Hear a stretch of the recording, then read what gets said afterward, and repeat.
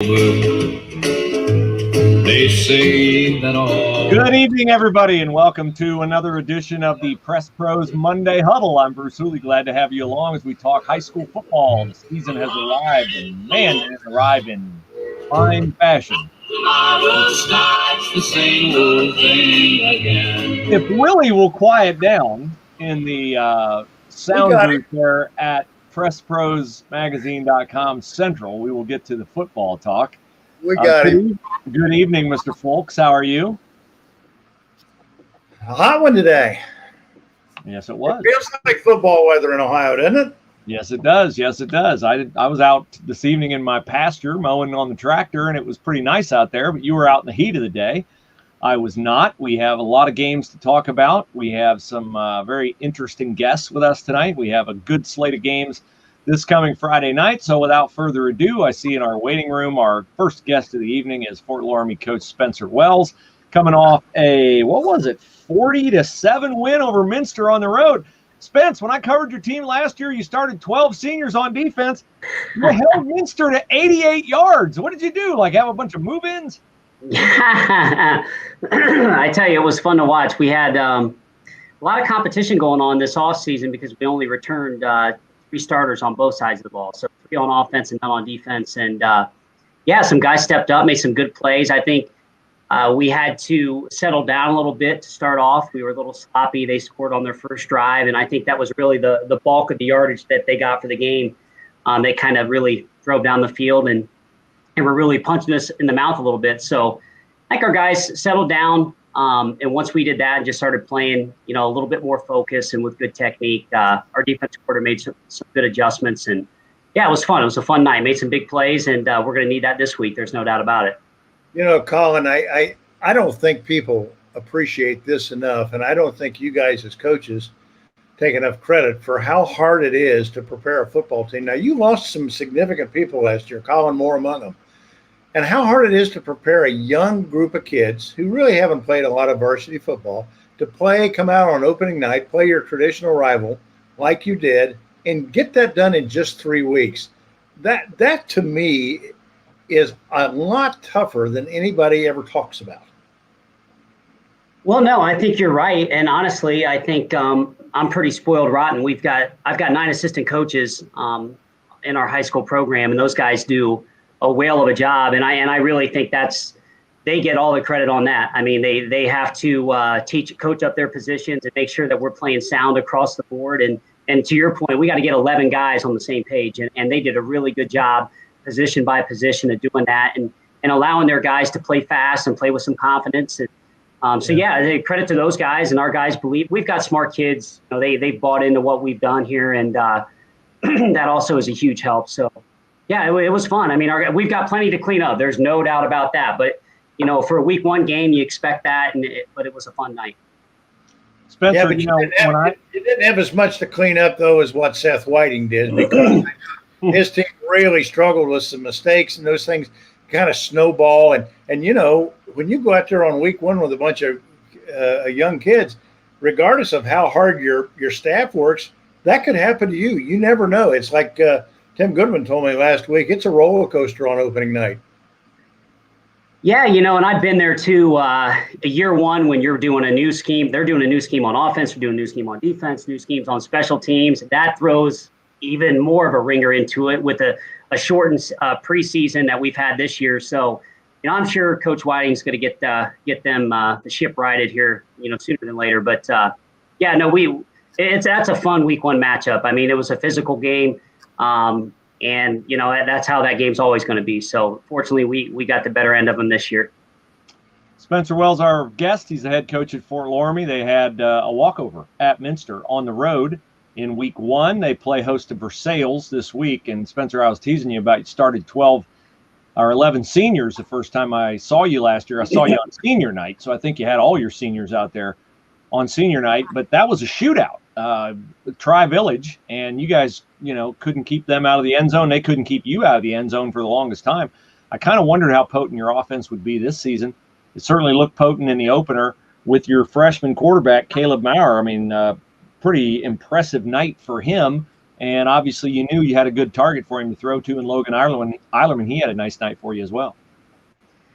Yeah, and excuse me, sorry. Caleb's he's a junior, but he was hurt. No, you're fine. But he was hurt his freshman and sophomore year, so he's pretty much a freshman. And when you view it that way, that he didn't really get a chance to actually play football either year, so he's pretty new to it. And I have to remember that, because even though he's a junior, it's the first time he's really feeling pressure in the pocket and actually having to play football and go through progressions. But he's a very smart kid. He's got all the athletic tools that you want. And usually he doesn't make the same mistake twice. So those are great qualities to have in your quarterback, and we're pretty spoiled with him. And then to your point, Logan Eilerman, he was one of our 3 starters coming back, big play threat. And that's on us as coaches to make sure that's not just a 1 week fluke. He's going to see double teams, he's going to see adjustments, and we have to make sure that we have things built into our game plan that we can still continue to find him the ball, because we need him to make explosive plays for us. I know that one player like Eilerman is not bigger than the sum of all the parts in football. You have to play with 11.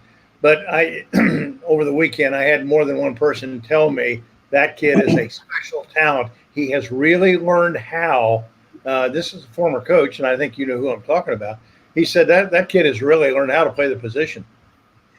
Yeah, he went to some college camps in the off season. He's got aspirations to play at the next level, and he takes a lot of pride in what he does and wants to play with great technique. And he's made great improvements in that area. And being 6'4" and being able to run with good hands like him, if he can get that technique down, the sky's the limit for him. So we've got to continue to help him, continue to make sure that we get the ball in his hands. And it's no secret. Every team has their guys. Every week we know Versailles has their guys. Everybody's going to have their players that they want to get the ball, and it's just that chess match and making sure that we can do it. And that's on us as coaches. It should be a fun week this week. Spencer Wells is our guest. He's a head coach at Loramie, and our presenting sponsor, we want to thank them very much, by visitcanton.com. And I know Spencer and the Redskins are hoping to visit Canton first weekend in December, because that's where the state championship games are going to be held at Tom Benson Hall of Fame Stadium. Great place to go. I was fortunate in my career to work in Cleveland, spent a lot of time in Stark County right there in the shadow of the Pro Football Hall of Fame. There are great dining, entertainment, lodging options. So all you fans from all the counties that make up the Press Pros readership, make sure you get your reservations in early. Plenty of places to go and see and do. VisitCanton.com is your destination for that, and all the details, visitcanton.com. And they have a game at Tom Benson Stadium Sunday. IMG Academy, Bishop Sycamore Prep School from Ohio. Any football player in the state of Ohio will get into that game free if they wear their game jersey to the game. It's Sunday at 1:30, and you can watch that game on ESPN as well. So, Spencer, when I saw you, it was your swan song in the cross-county conference. Now you're an independent. I look at your schedule. You've got Versailles, you got Minster. Then you're going to branch out. I look down the list. I see Dunbar. I see Newark Catholic. A lot of people wondered about scheduling, how tough it would be being an independent. Your thoughts now that you've put your first schedule together as an independent, how has that gone? It is tough. I think credit to Mitch Westerheide, our athletic director, did a great job putting together a really fun schedule. I think it's going to be really competitive. And we already had a change just a few weeks ago. Dayton Jefferson isn't going to be having a football team this year. And right away, he was able to pick up Eden up in Northwest Ohio. We picked them up, Division VII program up there that's had pretty good tradition. So, we've got, I think, 1,000 round trip miles, they tell me, and we only knocked off like 8 of them going to Minster. So we got some long bus rides up ahead, and we got pretty spoiled. They're going to get us charter buses for those rides, and it's fun. I mean, we're going to be playing some of the best programs in Division VII. So and that's really what you want to do. So it should be fun. Now, when you're playing as an independent, what you want to avoid is being someone's homecoming opponent.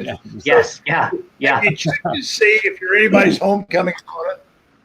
Man, I'd have to look. That'd be about week 5, maybe Eden. Yeah, maybe Eden. They picked us up late, so yeah, there we go.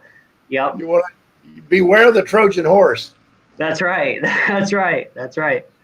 You know, you got a good team coming in on Friday night. You and I spoke a little bit about that earlier today, and that's a team that's A lot of people think it's a team of destiny, and I know you like a challenge. I know you like to go out and compete. That you're going to have your hands full Friday night with Versailles because they've been waiting for this team over there for a long time. Yeah, yeah, they are loaded. I think across the board, you'd be pretty hard to find a weak spot, to be honest with you. So, yeah, we're going to have a clean week, a great week of practice, great week of preparation, and go play some clean football because, I mean, it's going to be a dogfight. They are physical. They've got a Division I lineman. They're big across the board. They're fast to the ball. They pursue hard. They play with good fundamentals and technique. And yeah, it's going to be a dogfight. It's going to be a lot of fun. So yeah, hopefully we can take care of business during the week and then, see where the chips fall on Friday. But we talk a lot about the score takes care of itself. So, in football, it just seems that the team that has the best week of practice, that has the best attention to detail, that has the best workouts, that really fine tunes everything the best during the week. Usually the score takes care of itself on Friday. So that's going to be our approach and put our best foot forward and hopefully have a fun night on Friday. Spencer, I saw Versailles late last season when I really feel like they started to come into their own, and they really run the football well. They have 2 experienced running backs coming back. Carson Bay does a nice job operating their offense. You guys, obviously 88 yards allowed on defense. Your defense was dialed in on Friday night. Some of that may be Minster, first-year coach, and Seth Whiting. Talk about the challenge without putting Minster down, but the challenge from week 1 to week 2, just knowing what I know about how Versailles has coming back, it seems like this might be on a little bit of a different level of a challenge for your defense.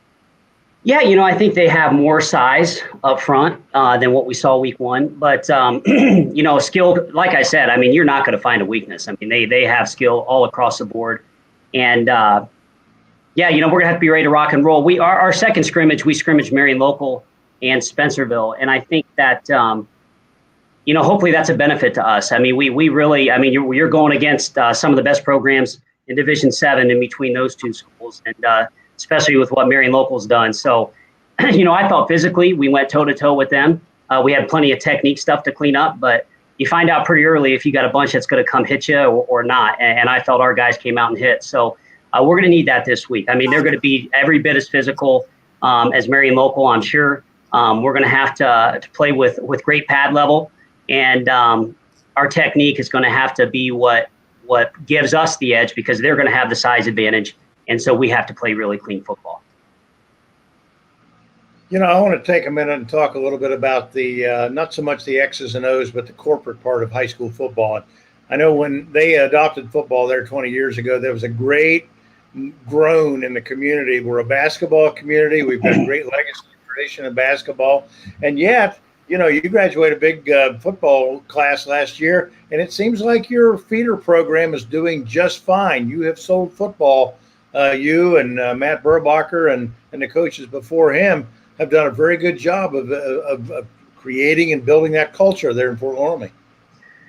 Yeah, you ain't kidding. I mean, we're really blessed with this year. We actually have the most junior high kids we've had since I've been here, and I think the most ever. I think we're at 43 between our 7th and 8th grades, so a little over 20 in each class. And yeah, that's exciting. We got to keep kids interested in the sport. Continue to build in that buy-in in the community. But then, just the support from our boosters. It would be, I have to add up one of these days just how much they've spent since I got the job on weight room equipment, practice equipment. They just dropped $7,000 like it was nothing to get us charter buses for these away games. And it was a quick discussion like, yeah, you need charter buses. You're going to be on a bus for 2.5 hours. Let's do that for you. So, they spoil us rotten, and I'm with you. I think there's a lot of excitement around football in this town, and just like all our sports, really. I don't know if it's one more than the other, but yeah, there's just as much excitement about football as any, I think. So we just got to continue to hopefully put a good product out there on the field and keep getting our youth involved. And we've got a flag football league to kind of get that started in grades 4 through 6. And so it's been fun, and hopefully we can keep building this thing. It's really hard to coach, too, when there's that threat of one and done. You have a great team that comes in or a great class and they graduate and move on, and you feel like you have to rebuild. That hasn't been the case there. And as you say, kudos to your community and certainly to the boosters and everybody for buying into that. And you're right, the other sports have that same unique benefit of whatever they need. It's there for you out of the community. Yeah, absolutely. So, yeah, it's going to be hopefully it's going to be a fun night on Friday. We got a lot of community events going on. They've got some fundraisers. We're going to get our youth involved in the pregame, and so it's going to be it should be a good community event on Friday as well. Well, Spencer, we'll end with this one. You don't have any input on this. They've decided they're going to expand the playoffs, 16 teams in each region.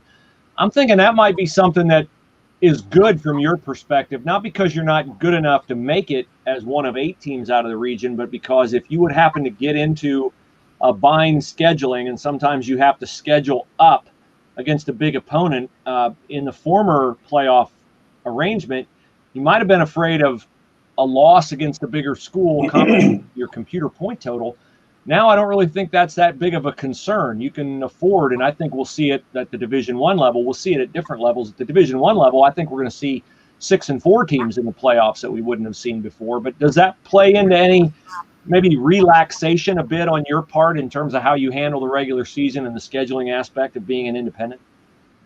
Yeah, I have pretty mixed feelings on that. I think personally I would have preferred 8, but you look back, we used to be an independent, and I know one year they missed the playoffs at 8-2.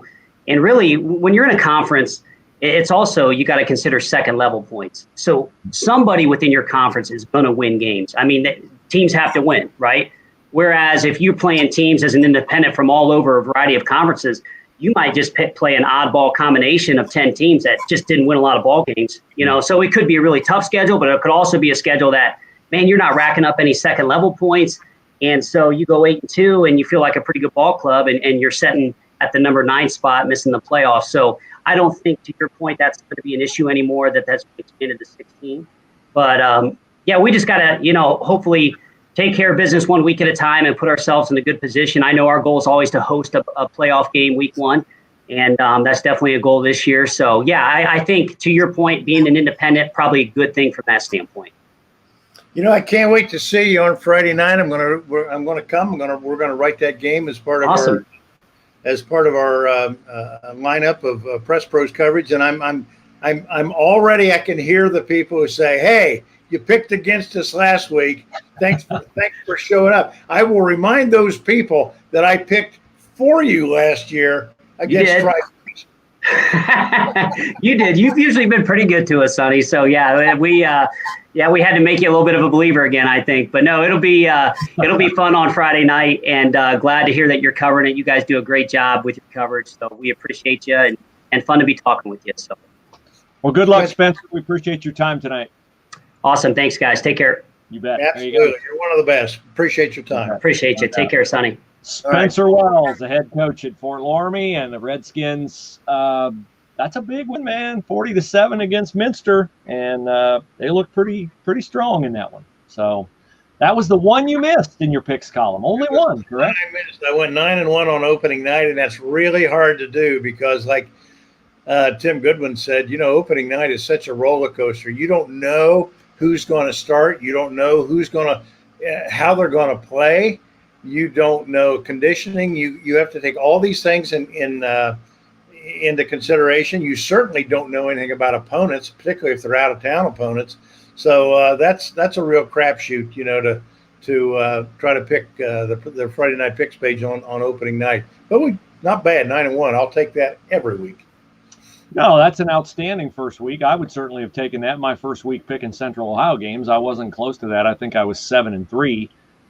You had a little bit more of a foundation, I guess we'll say, on picking I have a little more foundation, yes. Yes. Yeah. So I came close to my upset pick, Westerville North and Westerville Central, but I did not get that one. And I also covered a game on Friday night that I'd picked against Hilliard Darby against Olentangy Orange, and Orange came up shy in that one, 17-0.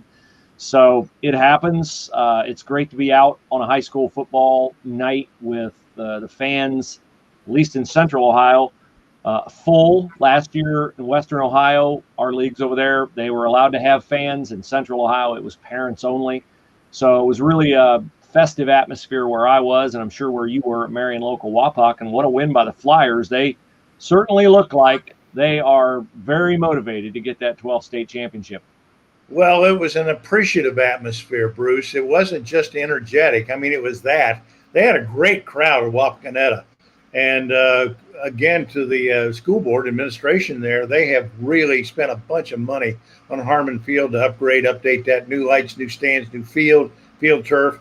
That's a really nice facility, high school football facility. You know, you talk about the one at Massillon that you like so well at Paul Brown. This one is a little bit smaller version of that, but they've done a great job there. And people the other night were just appreciative of being outside. I can't tell you how many people I heard that said, hey, how can there be anything wrong with this to be out in the open air on Friday night and watch high school football? I mean, It's good for the kids. It's good for the adults. It's good for the community. And God forbid we lose this again. So that was pretty much the overriding attitude of people. They just liked the thought of being able to come there. And when that's taken away from you, you know, for a while, you really miss it. And that's what I derived from the people that I talked to and the general attitude the other night in Wapakoneta. So this week you mentioned that we have, of course, Fort Loramie playing host to Versailles. Let's run through some of the other games that we have our eyes on that we're evaluating to cover in person. And then we'll get to a recap of what happened this past weekend on week one. Well, I think one of the games that is the absolute marquee game in Miami County and probably up and down around I-75 is going to be Valley View and Milton Union. That's two teams that come in 1-1. I think this is Brett Pierce thinks this is the best Milton Union team they have had since 2012 when they were a regional finalist. And so they had two bad losses to Valley View last year. The Spartans are always tough. They're, I think, a 3-time state champion. And so, they got a great legacy, a great tradition of football, and they're going to come in, they're going to play tough. That place ought to be really jacked up at Memorial Stadium because they love their Bulldog football in West Milton. You've been, of course, in Miami County all those years with the TDN, so you know what it's like there on Friday night. So I think that's probably the marquee game, and we'll cover that as well. A second game that I would point to is Sydney at Tippecanoe. Both teams lost on opening night. Two teams that are building programs. I think Adam Dungas does a great job at Sydney. They've got speed. They've got skilled players there. To beat Sydney, you've got to pretty much keep the ball out of their hands and control the clock, and that's what Tip does well. Tip went to Bellbrook, got beat there late in the game. They were right in it until the fourth quarter. So they're looking for a bounce back from that. And I know they like the challenge. Does Matt and Charlie Burbacher of coaching against teams like Pickwick, Troy, and Sydney, because the teams with athletes, teams with skills, because that's what Charlie and Matt do well. They love to run the ball. They love to control the clock, shorten the game, and give themselves a chance to win at the end. Well, you mentioned Pickwa, and we knew Bill Neese had a lot coming back. We knew he had a lot of speed, and the Indians looked amazing on Friday night, 54-0. They look like a seriously equipped team to make a long, pronounced postseason run in Division II. There's a lot of ways that they can hurt you, and they displayed just about all of them in their season opener. Well, Belmont is not the Buffalo Bills. Let's get that understood first. But you're right. This is as deep and as talented a team as Bill has had since 2006 when they won with Brandon Sain. They won the Division II title with Brandon Sain. And that's a team that, you're right, they're poised to make a deep run this year. Now, they got West Carrollton, and the last time they played West Carrollton is one of the worst picks I've ever made on a Friday night pick. They scored 34 against West Carrollton and got beat. For some unknown reason, West Carrollton that night hung 39 on them, and it was a terrible defeat for Pickwa. This happened, I think, in 2018, 17, 18, about 3 years ago. So I'm sure Bill hasn't forgotten that, and they got to go down and play the Pirates down there again, and this should be no problem for them because they've got depth, they've got speed, skill, size, and a little attitude, which you have to have if you're going to make that run. We have a lot of people weighing in tonight on Facebook. A lot of interest in that Valley View Milton game. Tony says, why did you pick Milton? Well, I haven't picked Milton yet. Tony's expecting you to pick Milton. I haven't picked Milton yet, but I do like Milton in that game, and I'll tell you why, Tony. Brett Pierce is a proud guy. He's a great coach and a proud guy, and I know those kids down there have had a belly full of those 2 bad losses they had to Valley View last year. And if you're a fan of the Milton Union Bulldogs, you remember them well too. One of them came in the playoffs, and I mean, they got smoked in both games. So that's bulletin board material for this week. And again, I expect the home crowd, the home field advantage to be immense there at Memorial Stadium on Friday night. It's a great place to play a home football game. Josh says this class at Valley View has been tough since Pee Wee. And he notes on Piqua loss to West Carrollton that they had 6 starters out. So Josh bringing some texture to some of our commentary. And Peyton says she's got the Bulldogs in this one, 28-24. Peyton might be pretty close. Peyton might be pretty close. I would say that game could come down to a score for a difference for either way for that team. And, I hate to put it cliche on this, but, mistakes, turnovers, how you finish up the game, all those kind of things are going to have a bearing on the way that game turns out. We also have, if I can relocate it, here we are. We are a greeting from part of our Press Pros team in Central Ohio. Brian Bayless says he's glad to be part of the team covering the OCC in Central Ohio. And Brian, we're glad you're part of the team in Central Ohio. And our Central Ohio coverage this week, most likely, we still have some last-minute arranging to do, is going to include Hilliard Bradley at Hilliard Darby.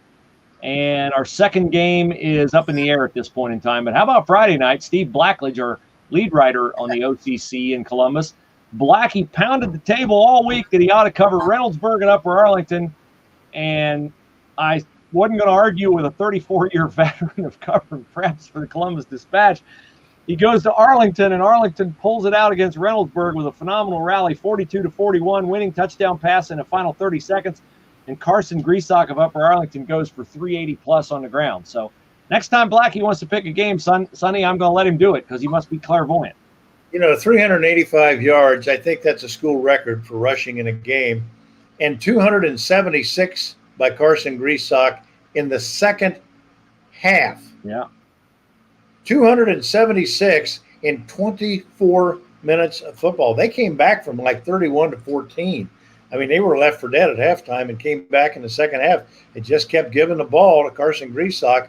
And you're right. That let Blackie do the picking. Yeah. On the Ohio State side of things, they've named a starting quarterback. We, 10 days-ish from now, will be in Minneapolis covering Ohio State's season opener against Minnesota. C.J. Stroud will start that one for OSU. Ryan Day named him this week. And I know a lot of people thought, wow, why do you name him so quick? I actually like this. I've covered Ohio State a long time. I've covered Ohio State in 2 seasons where you could certainly make the case that failing to decide on quarterback could have cost them a national title. 96 when they jockeyed between Stanley Jackson and Joe Germain. 2015 when they jockeyed between Cardale Jones and J.T. Barrett. I like Ryan Day expressing his confidence in C.J. Stroud. Naming him now, he's going to put up big numbers because he's got great talent around him, and we'll start to see that, I think, a week from this Thursday at Minnesota. Very anxious to see how they play. We're going to be there and, looking forward to just the confidence, the factor of knowing you're good, the expectations of how you should play. I think that's a much bigger part of Division I football or college football and college sports than anybody realizes. That's the biggest difference in that in high school. Talent and that expectation that you're a collegiate athlete and you're supposed to know how to play and how to act when you get here. I'm looking forward to that because there's some new faces, starting with C.J. Stroud. They got some new running backs. They got new talent. They got fabulous receiving corps. So I'm looking forward to see just how quickly that all comes together. And I would expect if it's they got a great coaching staff there, and when you get that kind of talent, there's a lot of pride involved with that. Going to be a lot of competition for playing time and a lot of competition, let's face it, for the NIL. So there's guys going to be playing for wins, and they're going to be playing for $100 bills. No doubt about it. Well, earlier in the broadcast, I let you all know that our presenting sponsor is visitcanton.com. And, of course, Tom Benson Hall of Fame Stadium in Canton will play host to the Divisions 1 through 7 state championships, December 2nd, 3rd, and 4th. And one of the things that we want to do at Press Pros Magazine Monday Huddle all season long is give you fans who will be making your way to Northeast Ohio for the championships an opportunity to get to know Stark County and all the attractions, the lodging, the entertainment, the dining options that are there for you as you make what we think will be a destination trip. The MAC has put 2 or 3 teams in the state finals 8 of the last 9 years. We've got some strong contenders in Central Ohio. We just talked about Piqua being a strong contender in Division 2.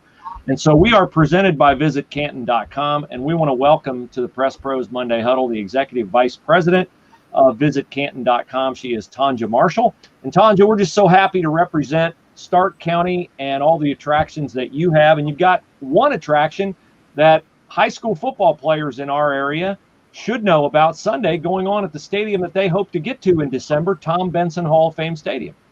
Absolutely. Thank you so much for having me. We are so excited to have this great new partnership and to share with your audience that I'm sure we'll be seeing hopefully in our area in December for those state football championships like you mentioned.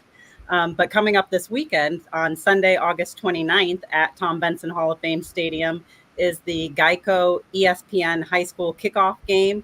And that's a 1:30 kickoff between IMG Academy out of Florida and the Bishop Sycamore out of Columbus, Ohio.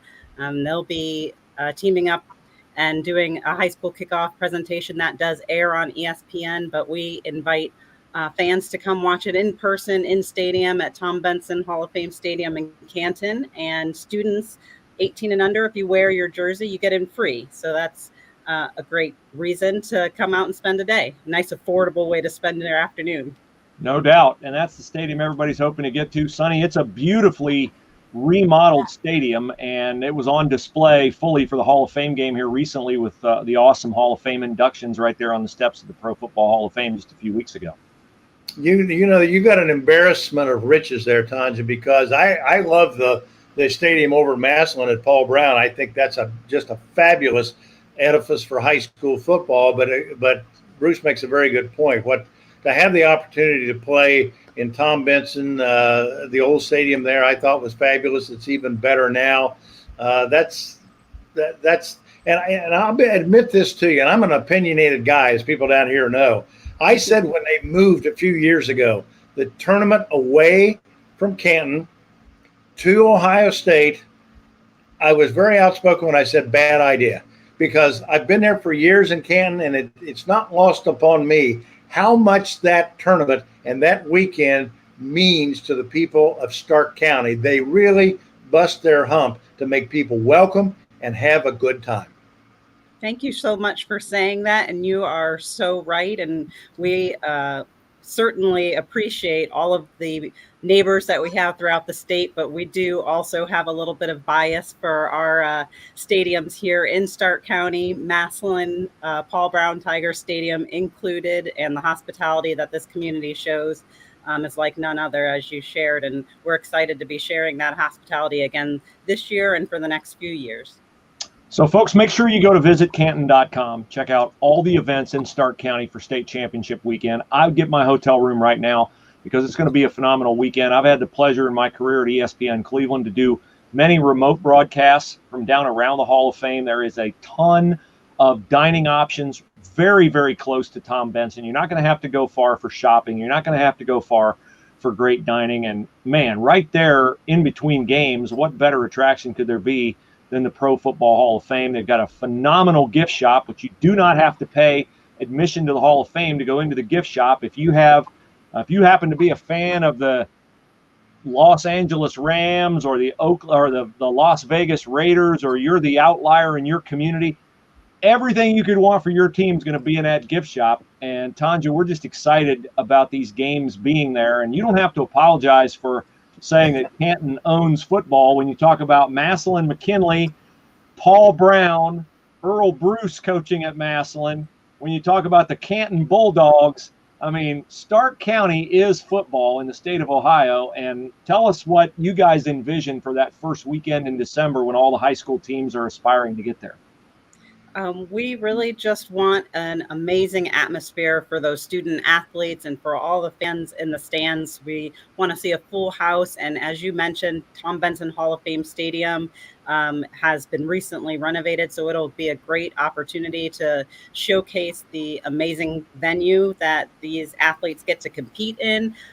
Brand new scoreboards and giant video boards, the permanent video boards in both end zones now in place. And we get to continue to watch that development of Hall of Fame Village surrounding the stadium and Pro Football Hall of Fame Museum.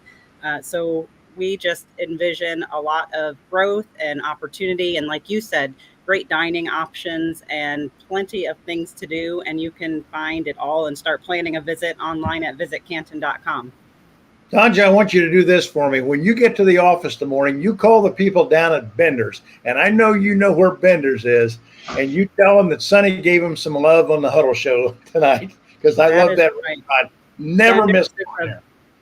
Local favorite, but not only a local favorite, they offer some of the best in the nation as far as seafood, fresh daily from Foley's in Boston. So, I mean, you can get anything that your taste buds desire from locally owned restaurants that have some of them new, some of them like Bender's are the oldest and finest in town. Now you know I've been there. Now you know. Well, Tanja, we just so much appreciate partnering with visitcanton.com. We're so excited about the games, as Sonny said, being up there last year. Nate Moore and Massillon, the people in Massillon just really came through in a pinch. And, you know, that happened all in the space of just a couple of days when the pandemic forced the games in Divisions 2 through 7 out of Columbus. And to attend those games and to see how the people in Stark County received those games and pitched in, I mean, that was really an amazing effort. You never would have known that hadn't been planned for Stark County for months and months and months. So we know it's going to be a great show. We just are so happy to be able to tell our viewers on a weekly basis about the things that they have and will find in Stark County. And we appreciate so much being a partner with visitcanton.com and looking forward to a great year with you. Excellent. I'm looking for a great year, and I appreciate your support and look forward to continuing to share opportunities with your visitors and getting to know a little bit more about Canton and Stark County as we approach those state football championships. So Sunday 1:30, Tom Benson Hall of Fame Stadium, IMG Bishop Sycamore. High school players, wear your jerseys, get in free. That's right. And you can find it all on visitcanton.com. I promise you, Tanja, we'll do our part. Awesome. Thank you, Tanja. We'll see you. You are a representative of your great city next week. Awesome. We'll see you then. Good night. Thank you. There you go. Tanja Marshall, visitcanton.com. And, you know, you and I talked in the offseason about, is it going to come back to Columbus? Is it going to end up at Paul Brown? I thought from the comments that Doug Ute made, commissioner of the OHSAA, Sonny, that maybe Tom Benson Hall of Fame Stadium was just going to be out of their budget. I mean, it is a phenomenal stadium, a phenomenal venue. And we all know, it's no secret, the OHSAA has financial concerns. And Massillon was very, very, very fine as a venue. But there's more gravitas at Tom Benson Hall of Fame Stadium with all the attractions around it and the Pro Football Hall of Fame there. And I'm happy for the kids that they get to play in that great stadium. I'm just happy it went back there. Like I told her a moment ago, it never felt right. I know they've had it before at Ohio Stadium. The place is too big. The atmosphere is bad.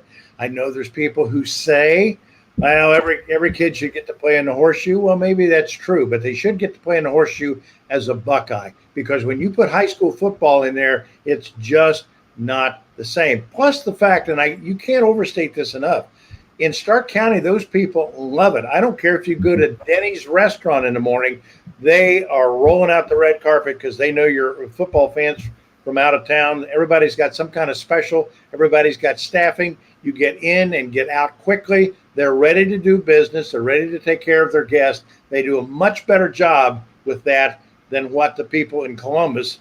It was page 6 news in Columbus. Yeah, it was. I mean, it was. I'll tell you what, I had the privilege in my newspaper career of covering 18 Final Fours, and 17 of them were events in the city where they took place. And one was not, and it was in New York City at the Meadowlands. And it was back page news compared to a regular season Rangers game. And that's just how the state high school playoffs are in Columbus. They're always going to be behind the Blue Jackets. They're always going to be behind Ohio State basketball. They're always going to be behind Ohio State recruiting news, the Browns, the Bengals, whatever else is going on at that time of year. Stark County, it's story number one. They're going to do a great job with it, and we're going to do a great job covering it. And we're just happy that that's where it landed. It's a great decision by the OHSAA, and I think probably a great decision by the Hall of Fame to make their stadium available to the OHSAA at a price they could afford. And as I said, we got a lot of teams that are going to be there. Let's talk about, as we get on out of here tonight, some of the other things that maybe we've left on the table from week one, and as you're looking forward to week two. Well, I thought that certainly the Marion local game, I mentioned being in Wapakoneta the other night. You know, everybody over the weekend, we had a fabulous readership this weekend, and thanks to the people who I know were looking forward to what we reported and the way we did it. But we had a lot of readership from Northeast and Northwest Ohio just to check in and see what teams out of the MAC. Well, Marion local certainly didn't disappoint, and they didn't look like a team that was retooling on opening night. They came right out and took care of business against what I think is a talented Wapakoneta team. They've got size. They've got some skilled players. They got a nice-looking quarterback there. But that defense at Marion local that had 5 or 6 shutouts last year just bottled them up, shut them down right from the start. They did get a late touchdown in the fourth, but it was inconsequential. And to people around the state who might be watching, who wonders on a yearly basis, yeah, Marion local is the real deal. But there are other real deals in that league. Coldwater easily took care of Canton, who's always competitive. And I know that Covington is not the typical Covington this year, but St. Henry showed a big physical beating ground game the other night. And they go on the road to Fort Fry this weekend. We'll be there as well on Saturday afternoon. You and I are making that trip. Yep. And so that's there's 3 teams right there, not to mention what New Bremen did. And again, we haven't even talked about until this Friday night what the Versailles Tigers portend to be this year.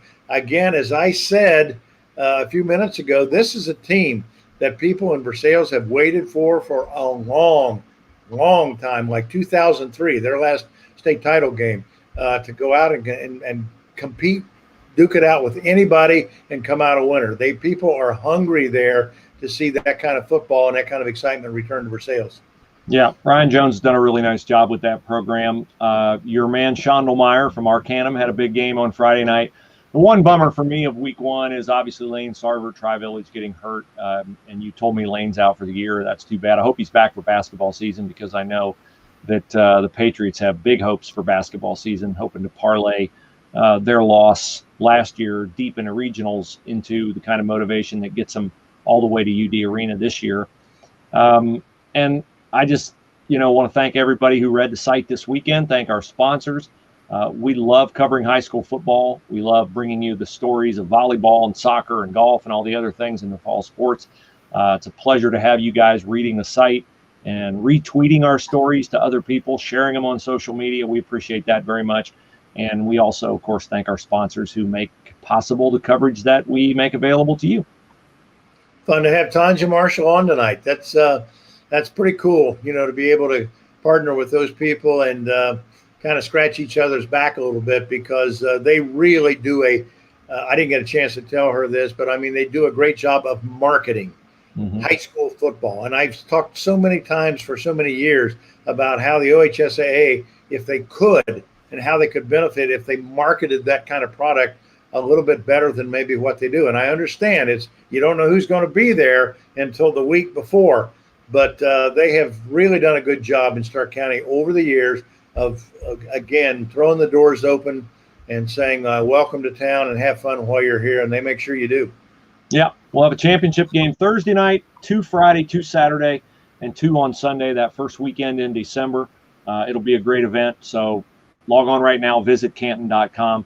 Check out all your options when it comes to lodging, entertainment, dining. Get your reservations now. It's not going to be too early, because it is going to be overrun. They will have a lot of locals that will buy tickets to that event, and we're certainly going to be there, and we're going to do it up big in Press Pro style.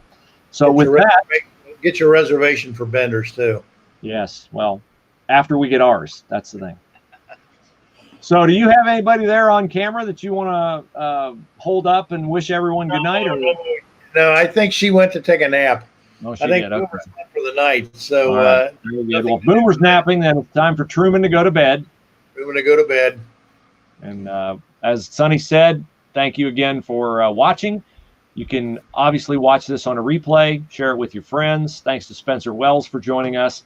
And we'll see all of you on the field and on the site and back here next Monday night on the Press Pros Monday Huddle, presented by visitcanton.com.